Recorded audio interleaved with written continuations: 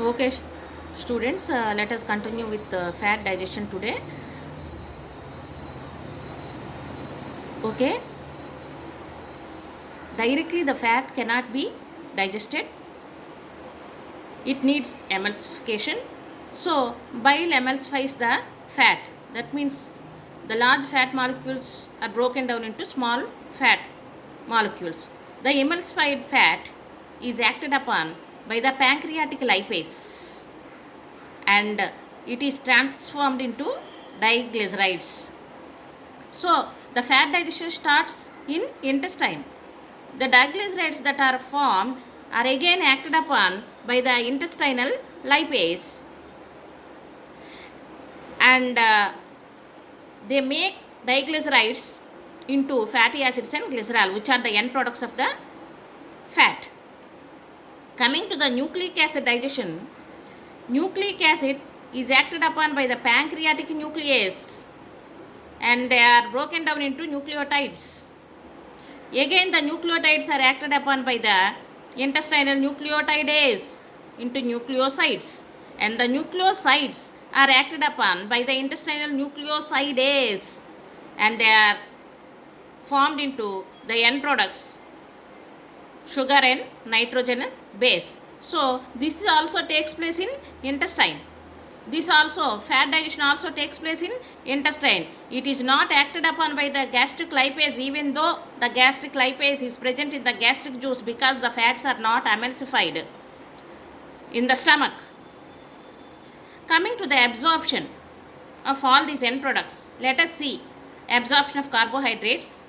The end products of carbohydrates are glucose, galactose, fructose.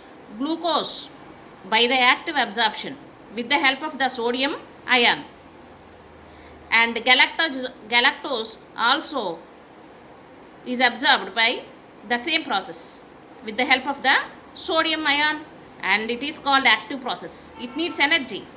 Fructose, it is done by passively it is done without using of any energy. It is called facilitated diffusion. Okay, don't forget this, facilitated diffusion by fructose, F. Okay, that is a trick.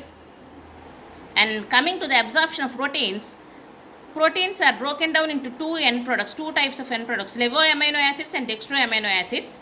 Levoamino acids are absorbed by the active process and dextroamino acids are absorbed by the passive process.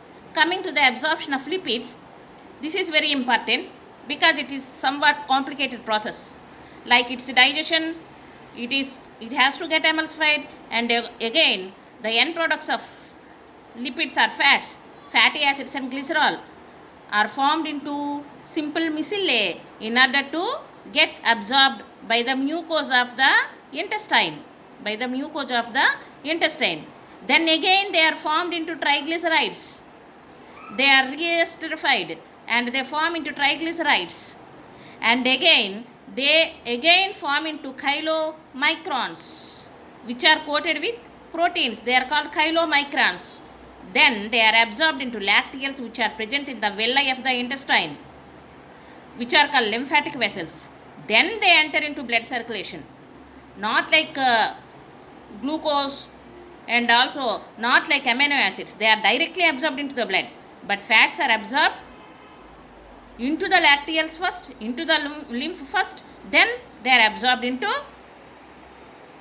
blood circulation. Okay, with this we finished this chapter.